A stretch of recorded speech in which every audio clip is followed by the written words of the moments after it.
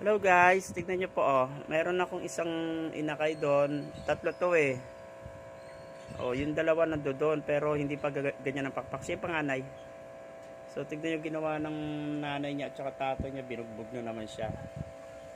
Kasi dapat pagka nakita na natin na bumaba na sa kulungan, sa pugaran, dapat pala binababa na natin pagka ganito na edad. Pero usually hindi pa siya tumutuka ng gusto eh. Oh, tignan yung ginawa, inaaway na siya kasi mangingitlog na naman silang mag-asawa.